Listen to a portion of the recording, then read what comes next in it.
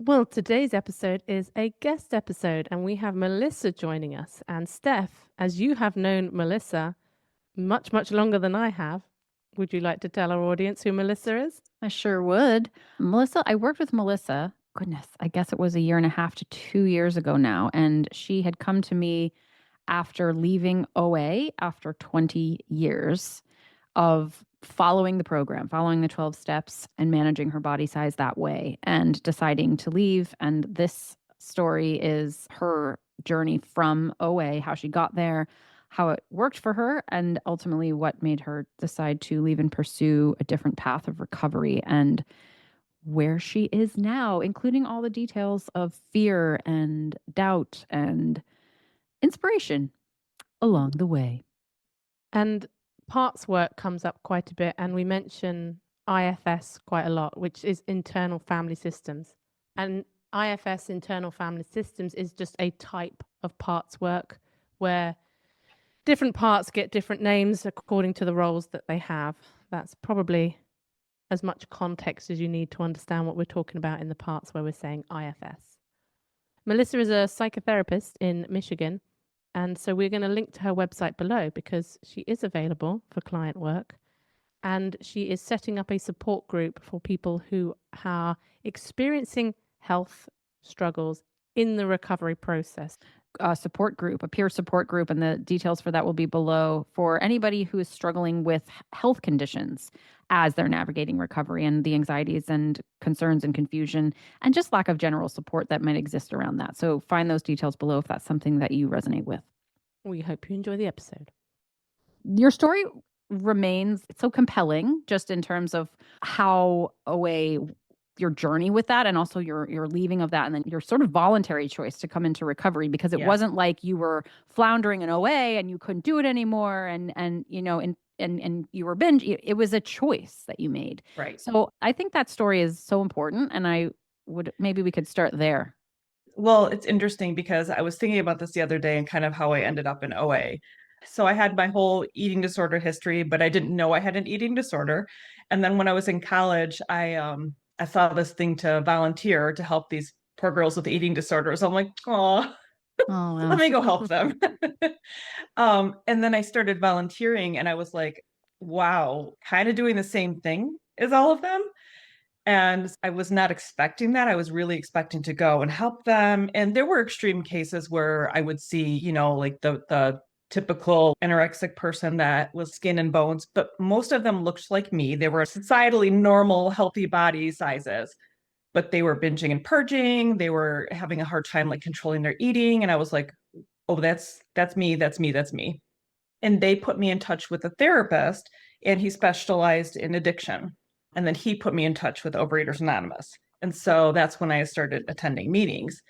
And in the beginning, I was going to meetings in a community where a lot of people were weighing and measuring their food. And I was like, well, I am not doing that. But I could never, no matter what I tried, I could not get my food under control. And so it was like, okay, I'm going to try like eating following the food pyramid, or I'm going to try just no hard sugar. I'll just have it in my coffee or tea or whatever. And so it was this progression of like trying to control it, working the program, not getting there. And I think it was about 5 years in, I finally, in what we would call in the program, surrendered. And I realized I could not control my eating. And so I found myself on a very structured, weighted, measured food plan: no sugar, no flour, no wheat. And from that day forward, I was on that food plan, followed that food plan for 20 years. I had a lot of healing in that time, a lot of growth, a lot of getting to know myself. Looking back, though, there was a lot of focus on the rules, right? So it's like have a sponsor, go to the meetings, work the steps, do journaling, do prayer and meditation. So as long as I did those things, I was all right. And if I didn't do those things, I was going to relapse. So there's always this fear of relapsing. There's always this fear of if you don't do these things, you are going to fall off the cliff. And it's like the cliff is right here, and here's all your rules and stuff. And when you stop doing those, you're going over, and it's going to be bad. Can I just ask you, Melissa, in 20 years, did you have any lapses, or in 20 years, did you? Yeah. No. No, because I'm a really good rule follower. Okay. And so it was like, if you go off even just the littlest bit, you're out of the club. You spent 5 years in OA, not Mhm. able to achieve this abstinence. And Correct. having been in OA meetings, I went for about 7 months. I'm imagining those 5 years of hearing the same message over and over again about, this is a disease, this is what you need to do. Like it's 5 years of brainwashing to prepare you almost for 20 years then of this abstinence, highly rigid Yes. food plan. Yes, it's like an allergy of the body, an obsession of the mind, or, it's basically, yeah, you're taught you cannot control this. You have no power when it comes to this. It is you're different. You're different than like normal eaters. You can't control it. And so if you try, you're going to be back where you started, which is like binging and purging and all of the things. So in those 5 years, though, it was almost like the 5 years you were trying it differently. You weren't doing the rules so hard, so to speak, and it was like almost like more of a gray area, and it was harder to maintain than going into the black and white abstinence kind of. Yes. Okay. Yes, absolutely. I think for me, there was safety in the rules, there was safety in the structure. And so it was very much like, if you leave me to my own vices and this is where I end up, I don't know what I'm doing. I'm just flailing out here, Yeah. So it's like, I was doing the steps, I was calling people and all of that, but there wasn't a lot of rules around my food. And so Right. that kept changing. It was like, oh, fries are not on my food plan. Well, today they're on my food plan. Yeah. Yep. you know, This is important because we did a book review on a book, Never Binge Again. Have you ever read that book by? I have not.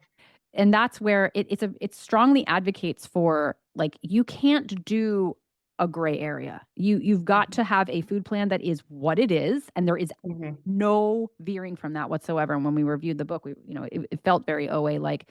But I Yeah. think that some of the feedback we've gotten about, even the OA episode, actually, I don't know if we've gotten this feedback, but I've gotten it in the past where, like, some people will say OA is the only thing that saved me from my behaviors because they Mhm. were so black and white, and that this is the case. And this, you're like an example of where this was true, and it worked for you for 20 years. Yeah, so let me say something. I don't, to anybody who's listening, right? There's so many variations of the 12-step food programs, right? So there is OA. That I came into OA there was not a suggested food plan. So it was all of the things, but there was not a suggested food plan. You were supposed to come up with your own food plan. Now there's OA gray sheeters, there's OA, oh gosh, I can't even remember all the names. There's all these different food programs, and some of them do have a suggested food plan, and some of them don't. And so you can go into OA and not have, and there is a lot of gray area. Okay. But what I found was like there was not a lot of people recovering. And so once I was in OA on a very weighted, measured, like structured food plan. And then, I'm in Michigan, where we ended up starting RFA, which is recovery from food addiction, which is like a branch off from OA, which does have a suggested food plan. So we kind of say like, well, it's like AA, but with the food plan. And so that was where I found more support, because it was very black and white. It was like as black and white as like, you don't drink alcohol, not a drop, not a, like, it was very black and white. And that's what we all felt we needed. Right. Mhm. Okay. So 20 years, you're on the edge of this cliff, protected by the rules. Mm-hmm. And What then happens next? What happened? Not to minimize 20 years. No, absolutely. Well, so it'd been a few years kind of leading up to this. I'd say the last maybe 3-ish years, I was really starting to question. My OA sponsor had started, she had started doing some variations with the food plan, and I'm like, she's gone crazy. Okay, what is happening? And she's going to laugh when she listens to this, because she'll be like, yeah. But she was working with a nutritionist, and she started having avocados, which were not on our food plan. She started having seeds, which were not on our food plan. And she like wasn't going off the deep end, which I was like, well, this is interesting. But her body needed those things. And so I just started kind of thinking like, is this too strict? But I was also like way too afraid to do anything else, because it was the only thing that had worked for me. And then the last probably 2 to 3 years, I started doing internal family systems therapy with an IFS therapist. And that changed me dramatically, because it really heals wounded parts. I'm an advocate for 12-step programs. I think there are people that need them. Where it does fall short is it does not do any like trauma healing. That has to be done obviously outside of the rooms. And for me, the healing that needed to happen with my eating parts was not able to happen, because what happened was I instead had this like very controlling, let me say this. Well, when I was working on the food stuff with my therapist, we talked about like my food addict part, and we tried to get in touch with that part, and it was not coming out. And it was like I could not access that part. And we realized like that part is too afraid of coming out because it feels very unsafe. And so the rigid rule following part, which is the part that was like, we stay on this food plan, we go to the meetings, we do all the things, that part was like standing guard in front of that little vulnerable one. And it was like, you're not going to talk to that one because that part is out of control. Let it sleep. And so it was through like numerous sessions over time, because there was times we would try and access it and it was like, nope, it's not talking today. And then there was a day that I finally was able to say like, okay, I see that part. It's like in the closet though, and it's locked up. And this rule following part is like standing guard in front of it. Like that is what we call the wild one. And we can't control it. We can't tame it. So we have to just keep it locked up. And here's how we keep it locked up is we follow this set of rules, and then we never have to wake that part up, which worked for 20 years. But that part never healed. So it's still like laying there on the closet floor, just like this wounded little child that's not getting helped. How did you experience that? Even now, just like talking about like this part never gets healed. How did you recognize that that was painful? I can just say that I felt it in my body with the therapy work. I truly just felt in my body. I don't know if anybody's done like IFS or PARPS work, but it's kind of like, it's similar to inner child work, but it's not just one inner child. It's like there's all these different wounded parts. And so when you really tune in and you're able to connect with those parts, they really do speak to you, whether sometimes it's in a felt sense, sometimes you'll like hear a sentence, or it's not multiple personalities or anything. I'm not talking about that. No voices in my head that I'm aware of.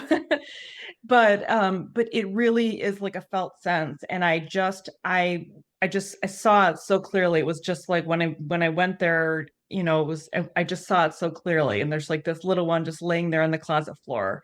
And I just felt this like compassion for her, because we're taught in 12-step recovery that, the addict is out in the parking lot doing push-ups, getting stronger. So you have to really hold on to your program, hold on to it tightly.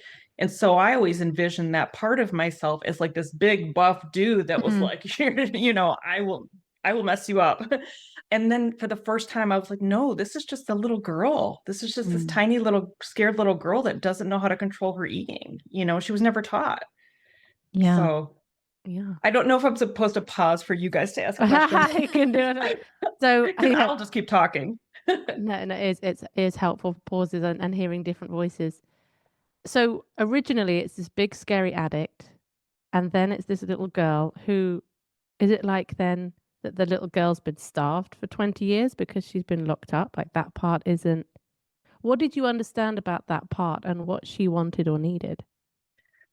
What I understood is she was never taught to trust herself. She was never taught to learn how to set limits for herself. So, there's some examples that come to mind of, I was raised, my dad was an immigrant, came from Italy, and was very much of the mindset, you do not waste food ever. We had a banana, we split it 4 ways, and that was a treat. I'm like, okay, Dad, I get it. Like, we don't waste food, right? And so I was very much taught, you eat everything that's on your plate. There's no queuing into your body or are you full? It's just you eat everything on your plate and you're not done until you finish it. So there was that. There was also we didn't have a lot of like fun foods, what I would call fun foods growing up in my house. So when we went to gatherings or holiday parties or whatever, it was like, oh, they have this, oh, they have that. So of course I would overindulge and then I would get sick. And then it was a very shaming, and, it's not about blaming my parents. They did the best that they knew how to do, but it was just very shaming. Like, well, why did you eat so much? Well, it's your fault you're sick. That's what happens when you eat too much. So it was very much like the message was like, you can't be trusted with food. And so it just felt safer to lock that part away because I always think of like, I don't know if you guys have seen the Helen Keller movie, but when she's like, she has to learn how to eat with utensils because she's like a wild animal. She just like shoves food in her mouth and she has to learn how to eat with utensils because she's never been taught. And that's the image that I get for this little wounded part is she's just the parts see her as this wild animal that can't be controlled. And so they finally get her in the closet and they're like, don't let her out. Mm-hmm. I do remember when you first told me about that part. And I think you had a name for her. The foodie, the inner, I think little munchie. the little munchie.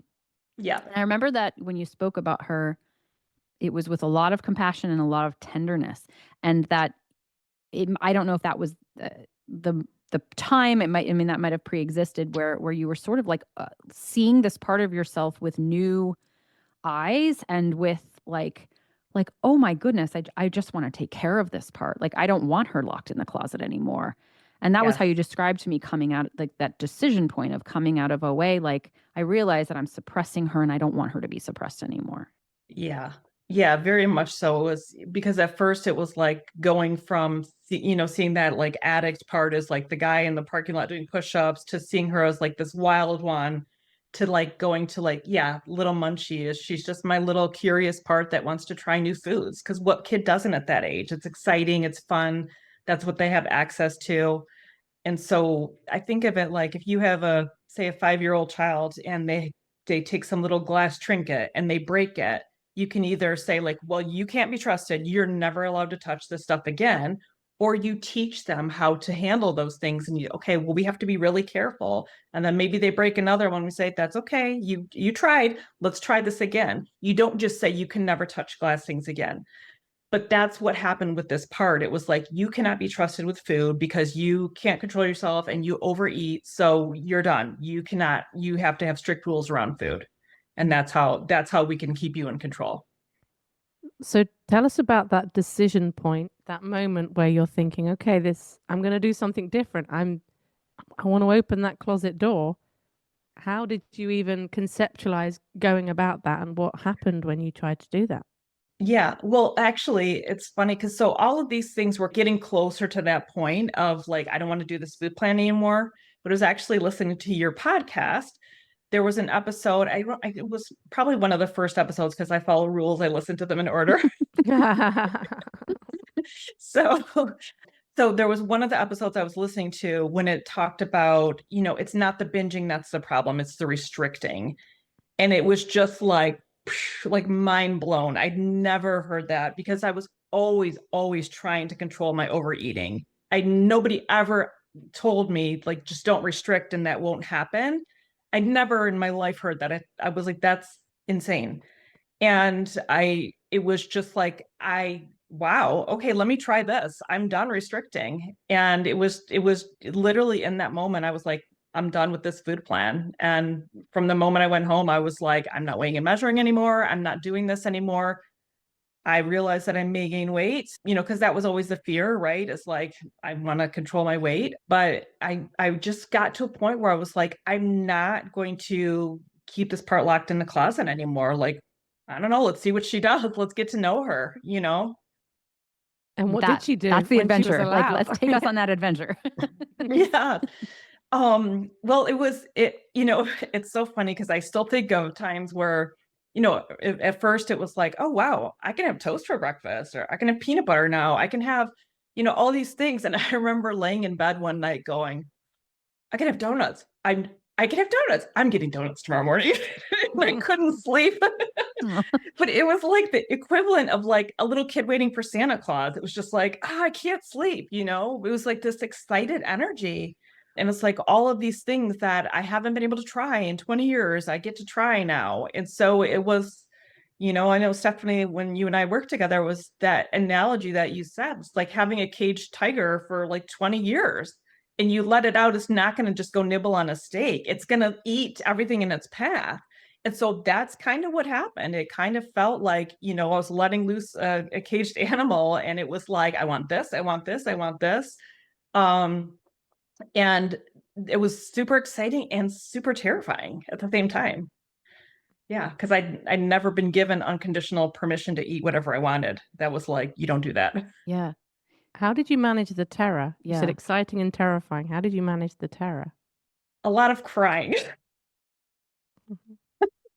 A lot of crying, talking to Stefanie, talking to my recovery sisters, talking to my therapist, just a lot, and journaling. Yeah, just a lot of using my support system and trying to comfort the parts, because it was like the rule following part was like, what are you doing to us? Like, you are going off the deep end. This is everything we've ever been afraid of. Like, why are you doing this? And so it was really just having to internally just be like, okay, I hear you. I hear you. It's valid. Like, I know you're scared, and it's okay. We're learning how to deal with these parts that are like curious about food and they're excited, and that's okay. So a lot of that. That's the Yeah. place. That's it. That position of feeling all of this fear and all of this doubt and how to hold that. And because I think that we talk about that, like, okay, I sort of just have to like hold my own hand and use my support systems and comfort myself and reassure myself. But that is so much easier said than done. It is. And I mean, I remember being in that place too of feeling like, I don't know how this ends. I don't have the retrospect I have now. Like, this could all be terrible. Fear is a potent thing. And like, that to me is where the crossroads are, where sometimes I think the temptation is, I'm just not, I can't do this. It's just too hard, and no shame in that. Like, it is so incredibly scary. And another thing that I just remember, when I remember witnessing that place for you, and I say this to you still, that part of what I saw was that you were very committed to bringing your whole self together. And I think maybe the IFS was part of that conceptualization. Yes. Because it was like, what's bigger than the fear is my sense of myself and my sense of wanting to not leave any part behind. And that is what I remember hearing you like come back to and keep pushing for. Yeah. Yeah. I mean, it was definitely, in IFS, we talk about like that parts are going to get activated, but the goal is to be able to have like a dialogue with them. And I was able to say like these parts that were like, whoa, what are you doing? This is crazy. This is a horrible idea. I was able to hold space for them. But my authentic core self was like, this is what we need to do for our healing. Because it became, for the first time, I was less afraid of being overweight than I was of not having a healthy relationship with food in my body. I'd never had a healthy relationship with food in my body. Like, I was able to control my eating, but I didn't have a healthy relationship with food. It was very much like, well, there are foods I can't touch. There are things that I can't do. So there was just a lot of rules around it. It wasn't a relationship. After you let go of the rules, how long do you think it took for you to get to a place where your eating didn't feel quite as out of control? Because I think this is a question a lot of people want to know. If they're going to put the rules down, how long until my appetite starts to have a bit of a sense of regulation? What was the time frame for you? And just to anybody listening, watch out for comparisons. But I think hearing different experiences is helpful. Yeah. I would say the habituation process, I would say roughly around 4 months.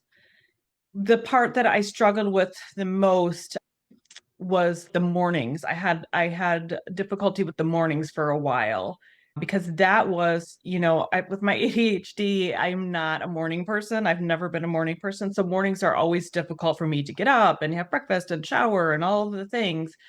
And so that was the time. There was like a few hours in the morning where it was like, I just want to sit and eat, because it's like I was learning about like, one, it's like putting off having to get ready, it's comfort, it's all of those things. And so there was a lot of work around that morning time. But I would say overall, the habituation was about 4 months. Yeah. I also think there was a lot of, again, like really tuning into the parts that were getting activated. And I wanted to share this. I remember vividly the first time I had a candy bar and going to the store with the intention of buying a candy bar and not like being in there and being like, oh, shouldn't I? Like I was literally going to the store to get a candy bar for the first time in 20 years and like picking one out. And I came home and I ate, it was this like dark chocolate bar, this big, huge, I don't know how I ended up with that. I think I didn't see the other candy bars or something. And I ended up with this like ridiculously big dark chocolate bar. So of course I'm like, well, I can eat the whole thing. So I did. And I was so sick. I was so sick. And I just like curled up in bed because it was all I could do. And it was a huge moment for me because I had remembered like when I was a kid, like eating all these banana chips and being really sick and then being told like, well, why did you eat all those? What's wrong with you? And not being comforted, being shamed. And so this felt like an opportunity to really reparent and love on that part that had eaten the whole candy bar and felt sick. And so I just remember laying in bed and just like holding myself and just kind of like talking to myself and saying, "Ugh, I know. It was so hard not to eat that whole thing. It was really good, wasn't it? Like, I understand. It's okay. It's okay that you feel sick. I'm gonna sit here with you until you feel better. Like, we're gonna get through this together. It's okay. I'm not leaving you." And that was such a key moment in healing that wounded part that had been shamed when she overate. So, yeah. That feels to me like such an important key part of this that I want to really emphasize to anybody listening.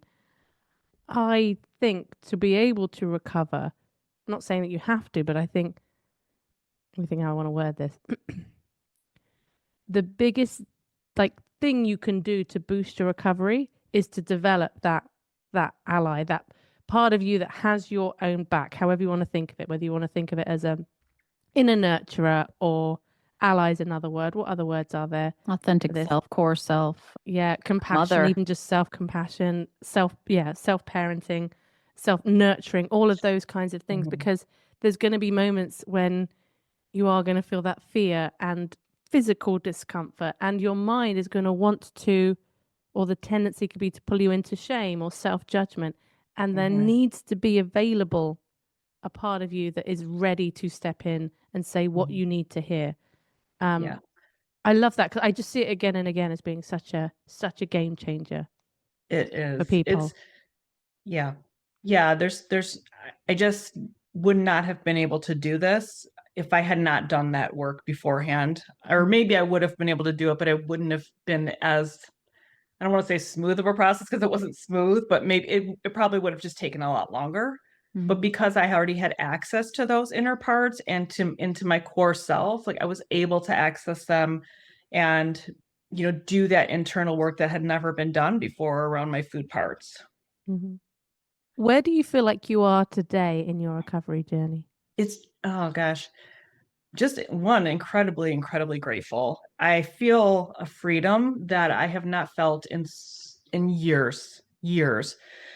I remember when I first got on my weight and measured food plan and using that term, like I felt a freedom because it was like, I didn't have to think, I didn't have to worry. I didn't have to, I could just trust the food plan.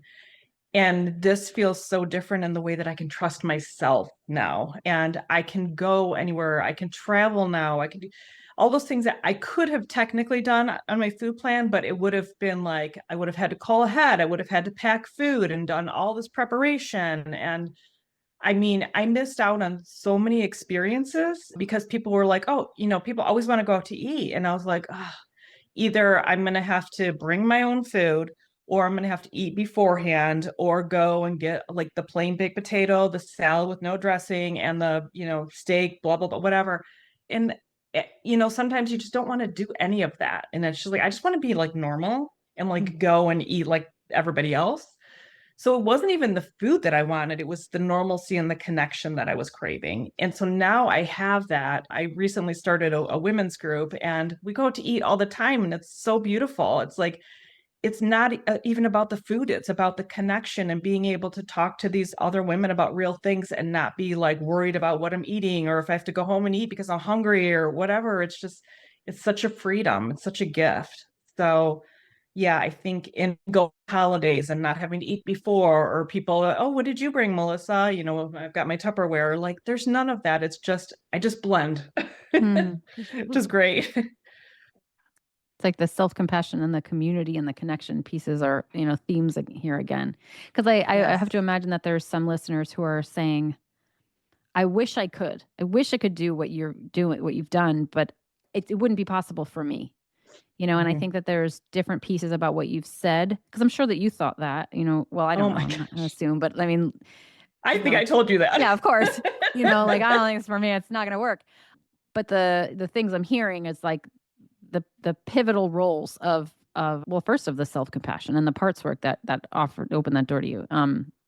How important that really is. And then the follow-up of community and being connected to other people and the value of that.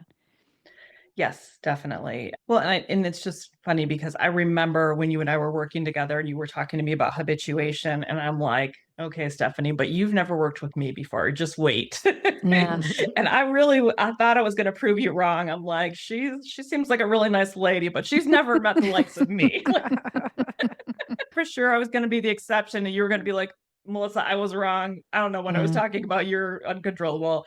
And it happened. The habituation actually happened for me. And I remember, these there was like these sweet and salty granola bars that I was eating, and I would talk to you about it, and I'm like, I feel like I can't eat one. I have to have two every time I have them. And you were like, that's okay. Like, it will shift, it will change. So I'm like, okay.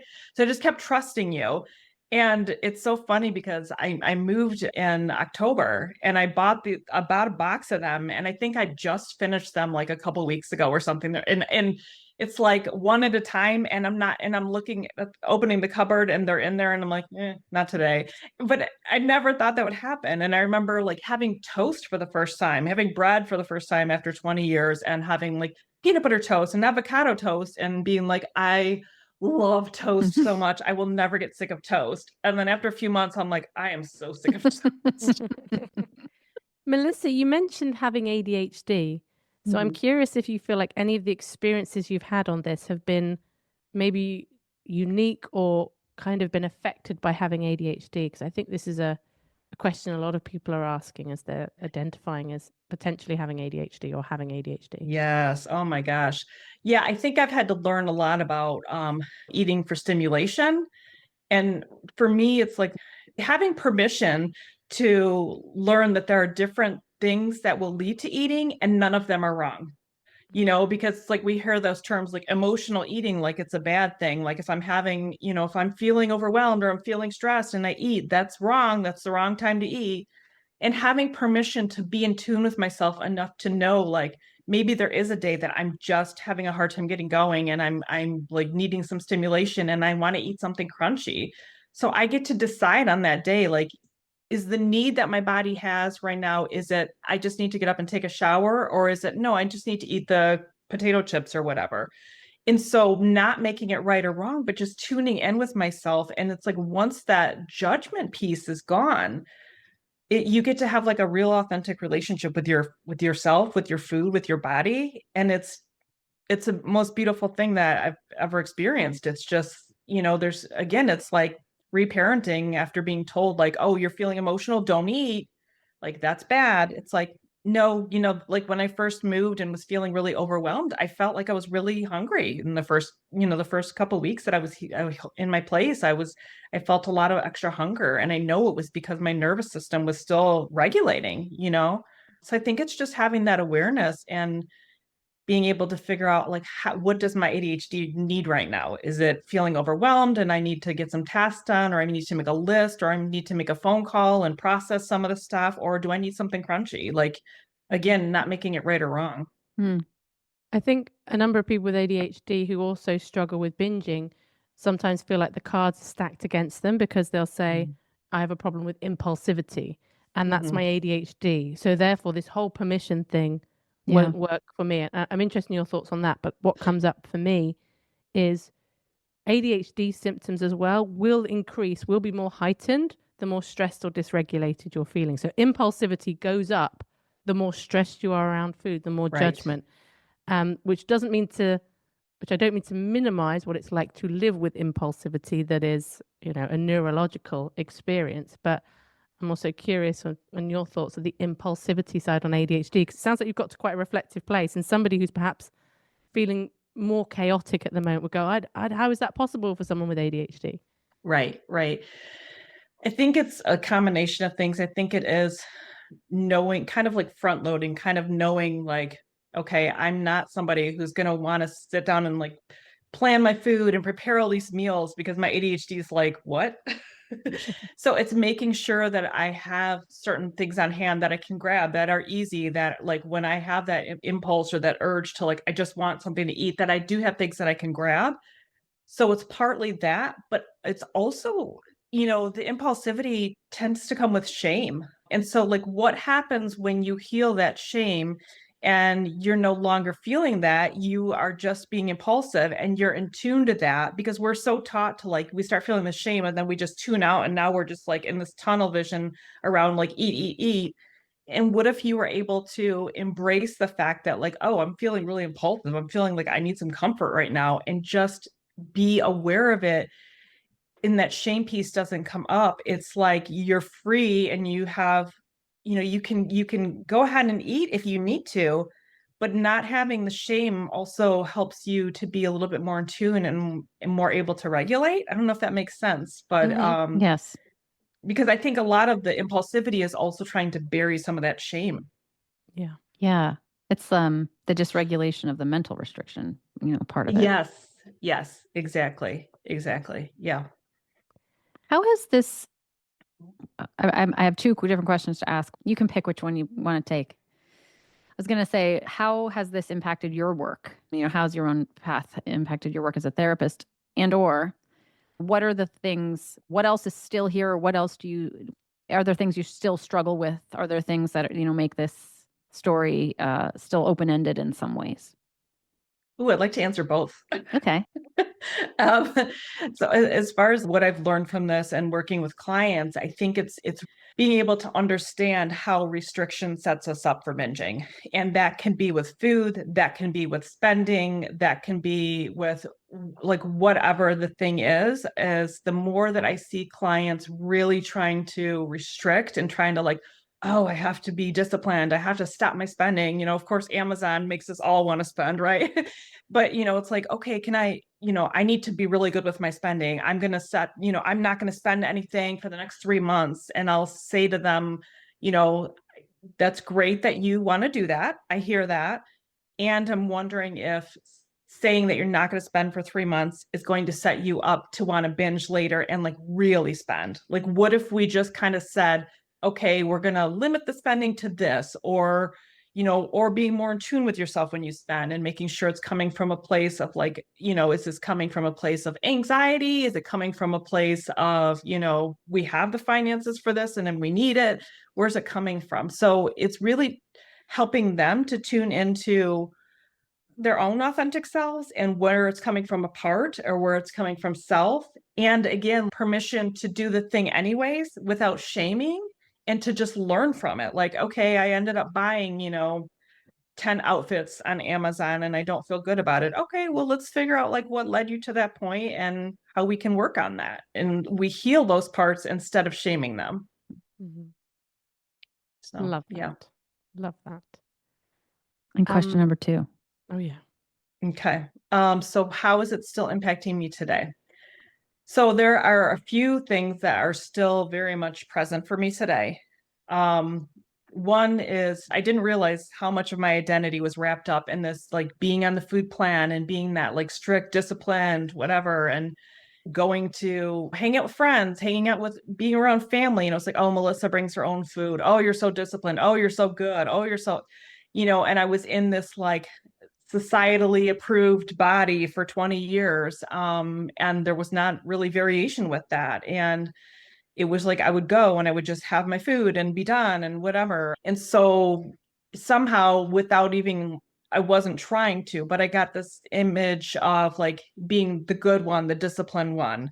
And so now being in a larger body, one, it's like accepting being in a larger body, because that is, of course, society tells us we're not as beautiful, we're not as valuable. So working through some of that, because a lot of my identity came from my appearance, and also working through like knowing what people must be thinking, people that have known me for all this time, that they're like, oh, she must have relapsed. Oh my God, what is she doing? And I even had a family member like ask my mom, like, is Melissa okay? And I'm like, clearly they've seen that I've gained weight, and now they're wondering if I'm okay, because they know that I was a diehard, like, you followed this food plan. And so obviously now I'm not doing that. And my body has shown that I'm not doing that. And so I think it's hard to know that people don't know the full story, and they think that I've just relapsed and gone off the deep end, when I know that I haven't. But this is about healing my relationship with food in my body. And that is very not understood in our society. Our society is very much like, what size are you? And are you at a healthy size? Are you eating all the good things? Are you out of control? So I think I'm more conscious now. Like when I go to eat, I'll order what I want. I don't care if it's a cheeseburger and fries or a salad. Like, I'll order what I want.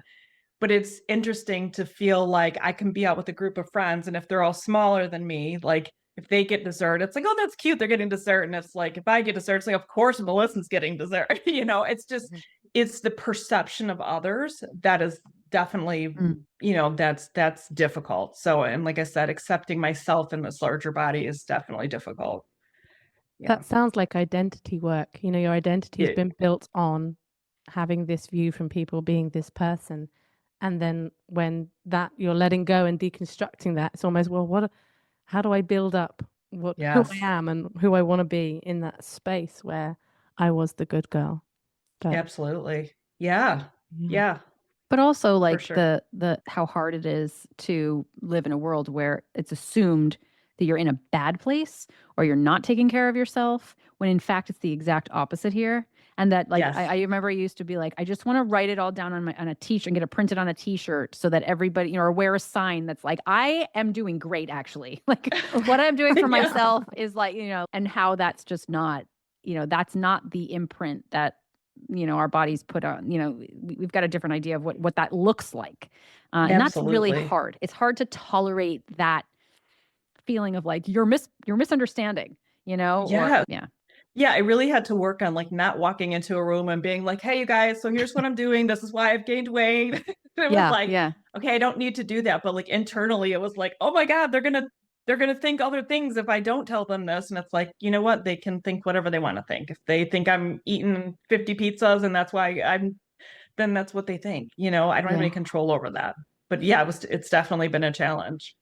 One of the other things that I wanted to talk about too is, because I did this food plan for 20 years, because I didn't have sugar, flour, and wheat, I had a lot of physical symptoms when I first did this.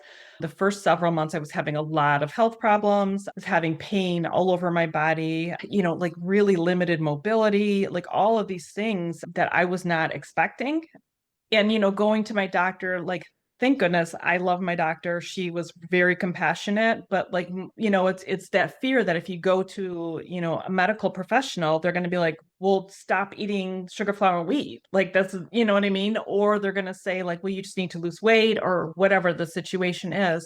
And it's like, well, yeah, that's the obvious answer, but I'm trying to heal my relationship with food in my body. And that's not going to happen if I go back to what I was doing. So I know I need to stay the course, but it was like going through all those physical things, like having to go on blood pressure medication, just all of these challenges that came with doing this, which I feel like there is a community for that, where, for anybody who is interested, we are putting a community together of those of us who have done this and know it's the right thing for them, but also have had a lot of health complications because of it, because like somebody who hasn't gone through this, it's like, oh, well, just don't eat so much or take those things off. One of my friends that is going through this is having more health complications than I did. And she said, she tries to follow this inflammatory diet, and then it sets her up and she binges. So it's like, if we go back to restricting, then it triggers the binge. So it's like, which is the lesser of evil here? So that's been definitely complicated. But I am, my mobility is definitely much better than it was. I don't have the inflammation anymore. I don't have the pain anymore. It's like I can get out of bed now, whereas before it would be like getting out of bed was painful. So that was a huge struggle as well. Yeah. So if anyone listening resonates with this experience, your website details are going to be in the description so they can contact you there. And Yes. you're a therapist as well, Melissa. What areas do you cover, and are you even seeing clients at the moment? Yes, I am. I'm in Michigan, so I'm fully virtual. So basically anybody that lives in Michigan, I can do video sessions with them. And I work only with females. So it's Women and Girls Empowerment Center is my therapy practice, and work with females specializing with trauma and related disorders like food issues, codependency, all of the things that are related to trauma. Yeah.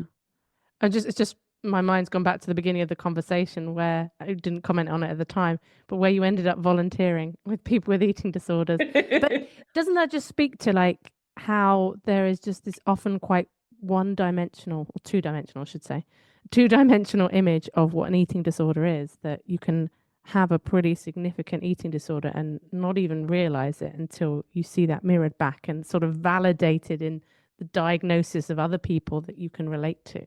Yes, absolutely. Absolutely. I mean, I think I'd only seen on movies where they're, throwing up every day or not eating anything. I'm like, well, I wasn't doing that, so I don't have an eating disorder. And then I was like, oh, wait, yes, I do.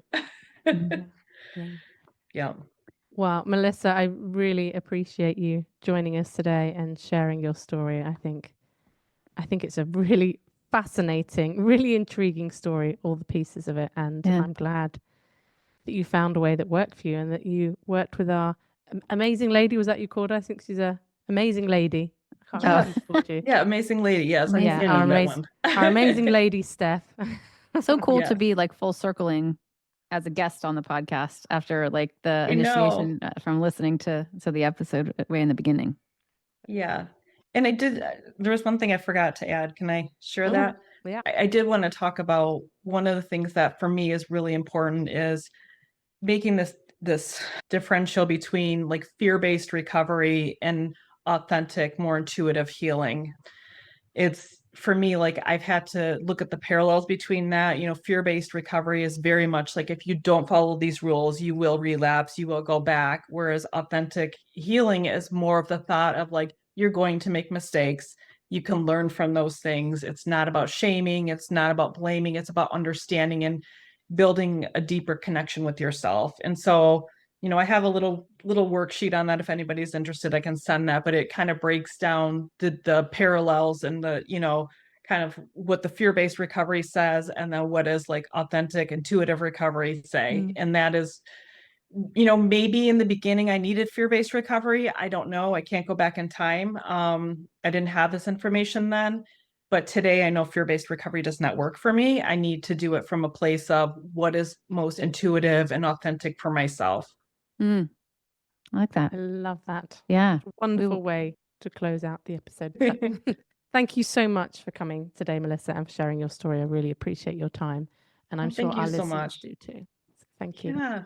I'm so grateful. It's just such a gift to be able to be here and to possibly help somebody else, because I mean, when I was going through that, it was just such a difficult, dark time and so scary and so isolating. So if my story can share or can help, anybody else to feel less alone and to feel like, okay, this is normal or this will get better, then it was worth it, even if it impacted one person.